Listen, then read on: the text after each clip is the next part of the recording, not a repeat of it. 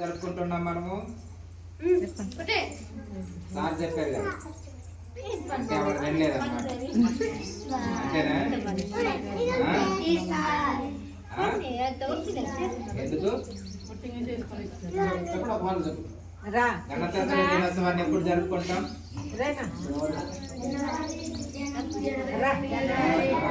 ఈ సంవత్సరం కూడా జనవరి 26న రిపబ్లిక్ డే చేసుకుంటాం. అవునా కదా? ఎందుకోసమని?